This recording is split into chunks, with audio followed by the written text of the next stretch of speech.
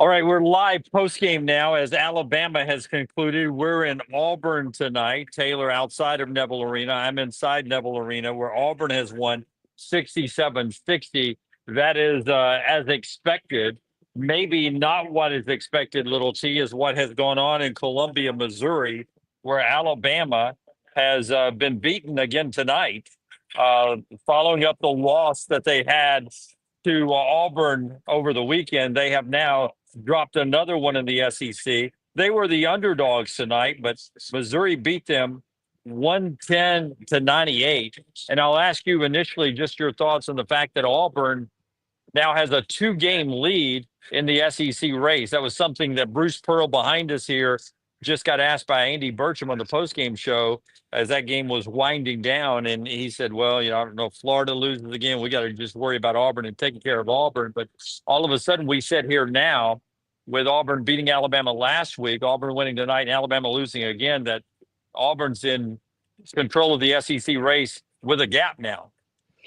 Yeah, and I mean, I agree with what Bruce said. You really can't worry about anything other than beating the team in front of you if you're Auburn, because you do have a lead right now, and you're in the driver's seat in terms of the SEC regular season.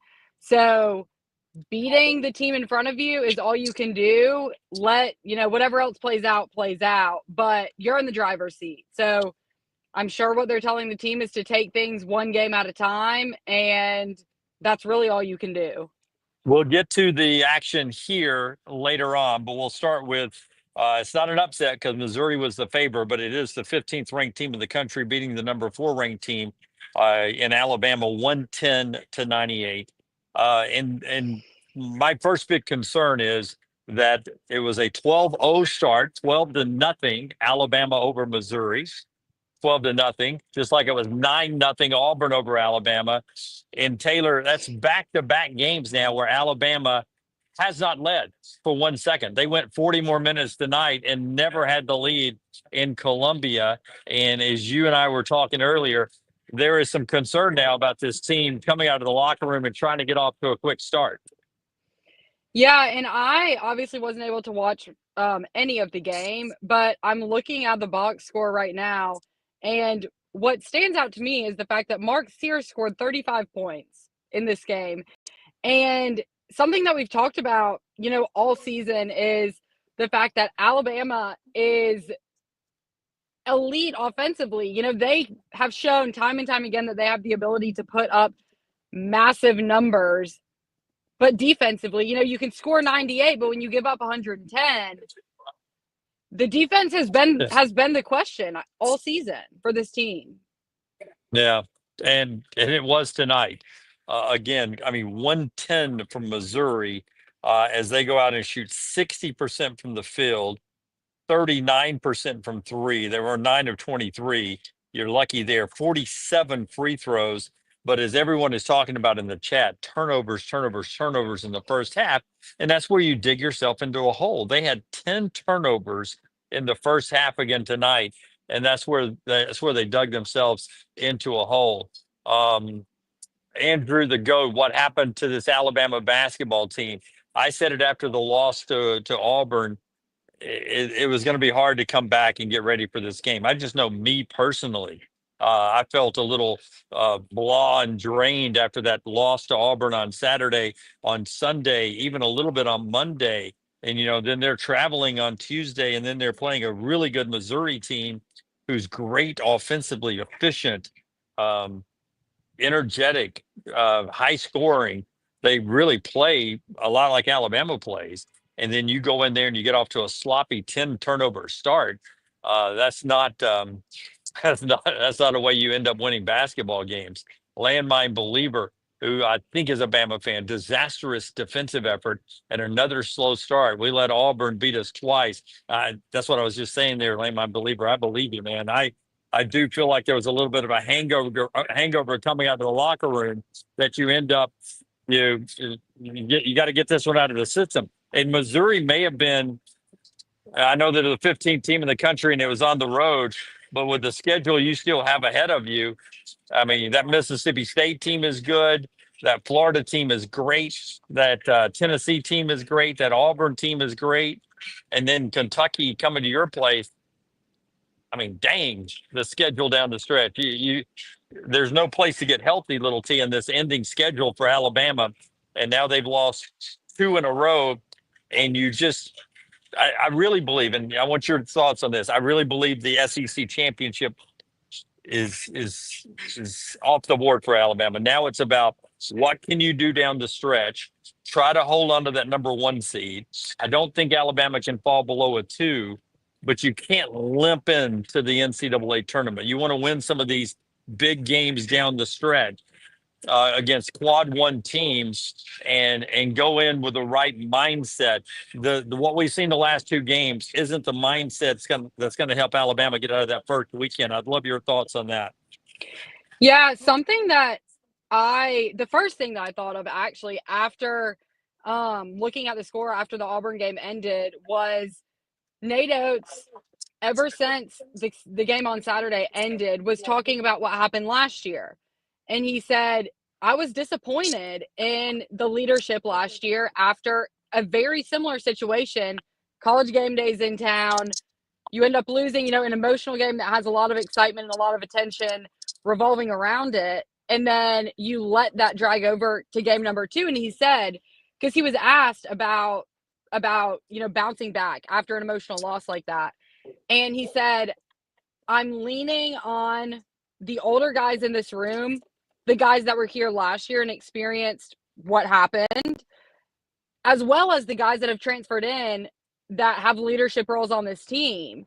And he said, the answer is yes. He said, I think based off of what I've seen in practice the past 2 days, I think that, we'll see a different outcome in comparison to last season.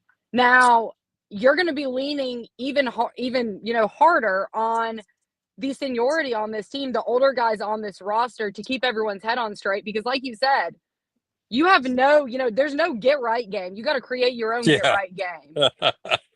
That is spot on, little T. There's no get right game on that schedule there. Embarrassing loss, says Jake. Never seen a team more lackadaisical when it comes to turnovers than this Alabama team. I don't call it an embarrassing loss just because of who Missouri is. They're a team that very much could be an Elite Eight talent team. They're 15th in the country. That'll go up.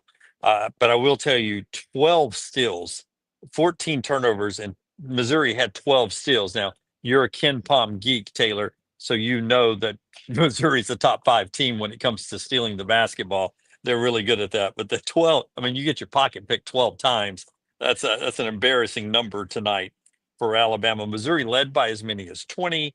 Alabama never led again. I'll give you a little box score, and then we'll flip the script over to what we saw from Auburn tonight. But you mentioned it. Mark Sears had 35 points tonight, 5 of 11 from three, 12 of 20 from the field. But then where else is the help coming? Diabate had 13. Holloway had 11.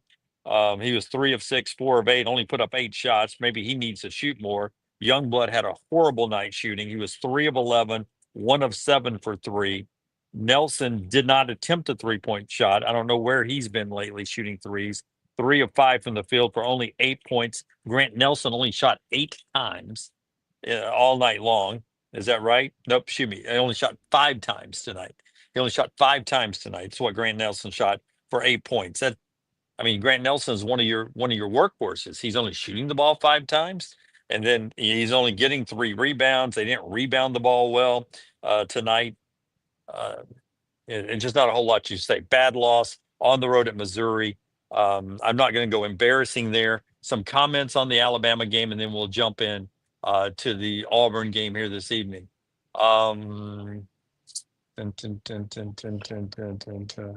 Is Alabama the worst inbound team in America? They are struggling to get the ball in. And the question is who's inbounding the ball? A lot of people have their big man, like Cliff inbound the ball, or Grant Nelson, who's a big 6'10", 6'11" guy, Jaron Stevenson. It seems like Alabama ends up with, Phylon or Holloway or Sears, somebody inbounding the ball. It seems like you go a little bigger there on the inbound pass. Um, dun, dun, dun, dun. Roll Tide baseball won again today for Alabama. Basketball can turn it around. Also, women's team doing good. That's Jeremy there, looking at the glass half full everywhere else for Alabama sports. All right, so Alabama loser. Who's next for Alabama this Saturday? It's Kentucky, right? Is up next? I'm at that Correct. game this weekend. Okay, Kentucky's next. So Kentucky comes to town 18-8. That's 5 o'clock on Saturday. Now, what we saw here with Auburn, 67-60, they beat Arkansas. And Taylor, for this one, I don't know what letter grade would you would give it. I'll go C plus, very average performance from Auburn. But there's always that one spurt that they have that wins the basketball game for them tonight. Hats off to Arkansas, but Auburn gets the win. But this, by no stretch of the imagination, was the best version of the Auburn Tigers tonight. Yeah, it was far from what we saw on Saturday. And someone in the chat, I can't remember who, but someone mentioned earlier that both Auburn and Alabama, assuming it's someone who was able to watch both games, looked like they had tired legs. And, Yeah, that's not surprising because of the game Saturday, but also, they've played 25, 30, close to 30 games at this point. And I think that showed with Auburn. They had 4 turnovers in Tuscaloosa. They had 3 in the first 3 minutes of tonight's game. That is very unlike them. They were a little sloppy passing the ball to start off with. Not a great shooting night by any means. But defense is what kept them in this game and what ultimately led them to a win. A couple guys that stood out. Chaney Johnson has, I feel like you can't praise him enough for his performance over the past, 3-4 games now. And when Johni was out, he stepped up big time when Johni was out. When the first time that Chaney entered the game, it was, early in the first half. He had not logged a minute. His time played minutes on the box score was still 0. And he hit a shot and then forced Arkansas to call a timeout when they were inbounding the ball defensively. He made a play. So he came in, immediate impact. And then I cannot remember at what point in the game it was, but it was another, 3-minute scoring drought for Auburn. The freshman, Tahaad Pettiford, comes in, hits a massive shot, and kind of gets them back on the track. yeah, it's a great analysis there. And I was sitting at dinner tonight with my buddy Johnny and Drew before we came over here, and we were wondering about what you were just talking about. If the legs would be tired tonight, coming off the emotional win, um, and and maybe they were in the first half.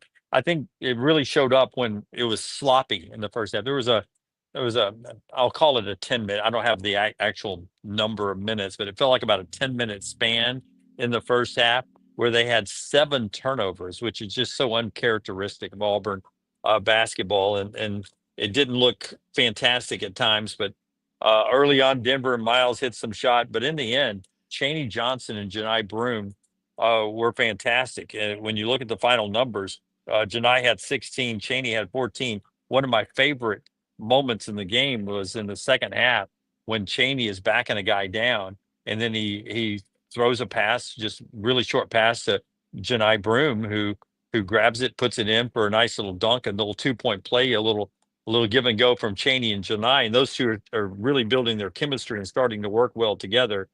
If you had to go game ball for Auburn tonight, and we'll get some Auburn comments in the chat room after this, who's your game ball tonight?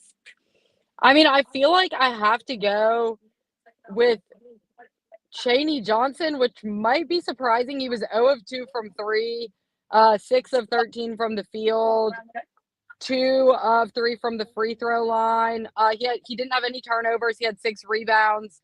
And he's one of those guys that he's important to this team for a lot of reasons, but his composure, he's stable mentally throughout the game. And we've talked about the emotion that this Auburn team rides waves. They have a lot of emotional guys on this team, and that can play to their benefit at times. But, Yep. when things aren't going their way, sometimes it might have a little bit of a negative impact on their play. But Chaney, every minute he's on the floor, he's busting his butt. He stays composed. he never gets too high, he never gets too low. You know, if he hits a big shot, he's turning around and he's playing defense.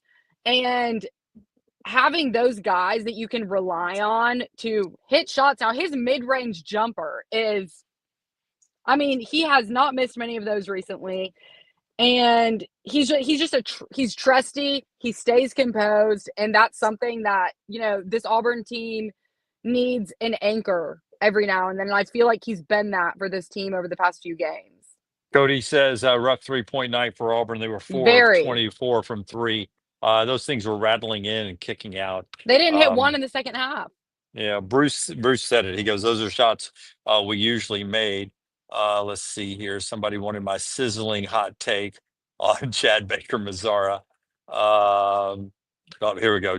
Chris, here comes Jim's sizzling hot take on Chad Baker-Mazara. Here it is. He gets a technical foul tonight for talking to the bench. He's done it all year, hadn't got a technical for that all year long.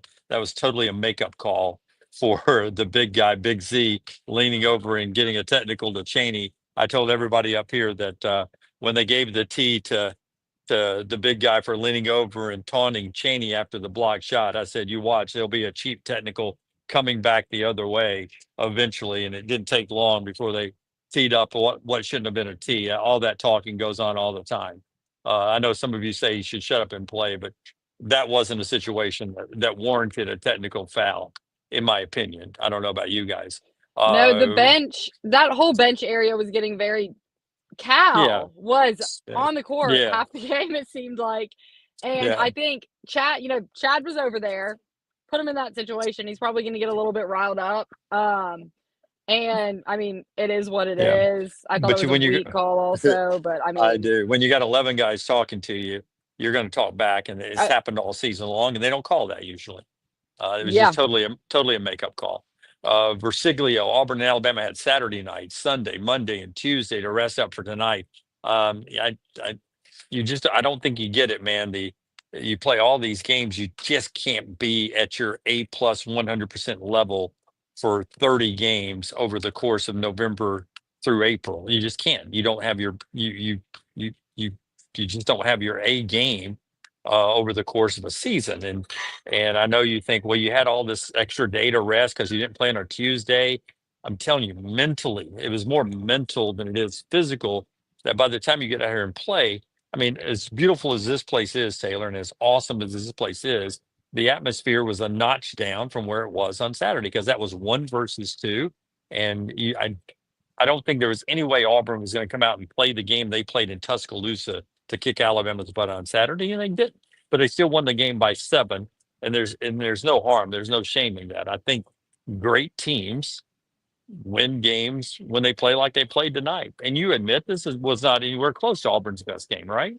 No, it wasn't. And we've seen this a couple times throughout the season. And that's what I've said is I think that I mean, do they want to have games like this? No, but like you said, no team's going to play their best basketball for, 30 plus games every single time they step on the court. That's unrealistic, and it's simply not going to happen.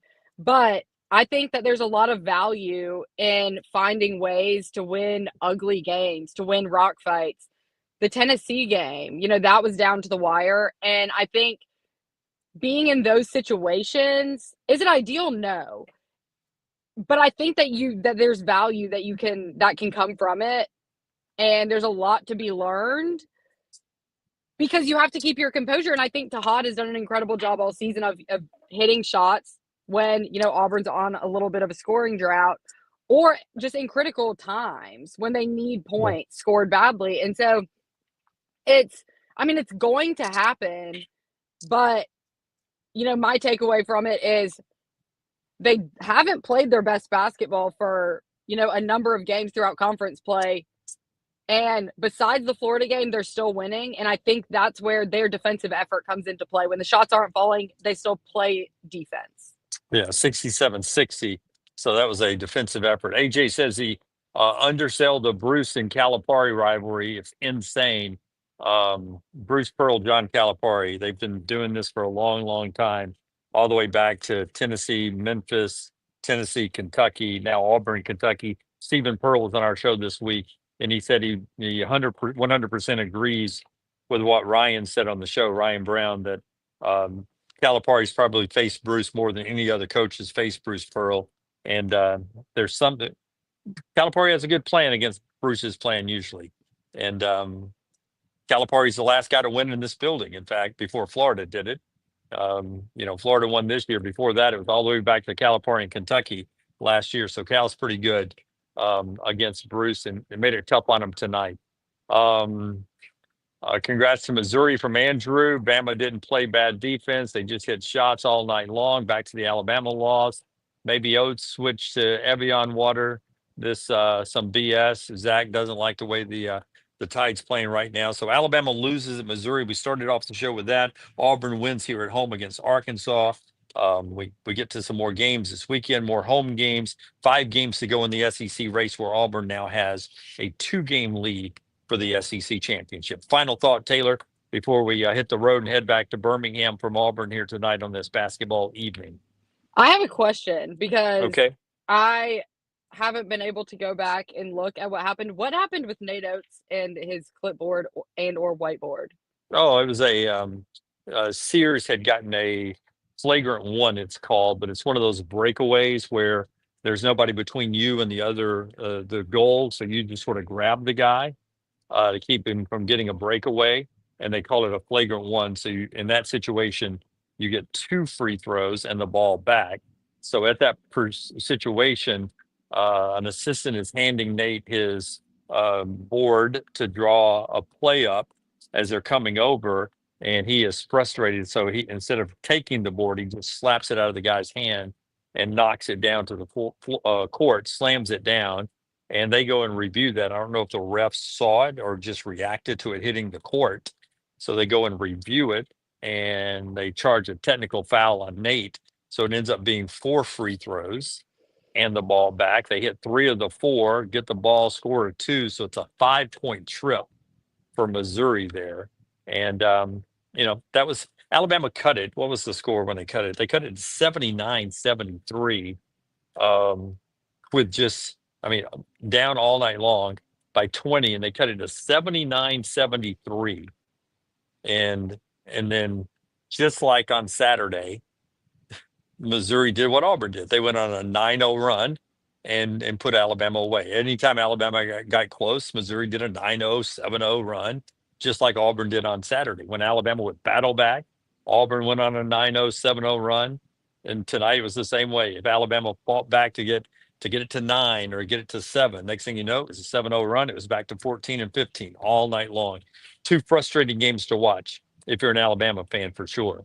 My final thought is this is the best basketball team in the country still. We saw them tonight, not with their A game, but it's Auburn, big gap, and everybody else. And in fact, the gap got a little bigger tonight with Alabama losing and Missouri. We'll break it all down for you at 9 a.m. Central Time tomorrow on the next round.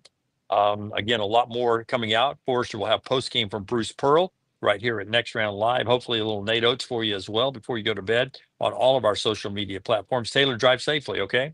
You too. See y'all. Okay. Good night from Auburn, everybody.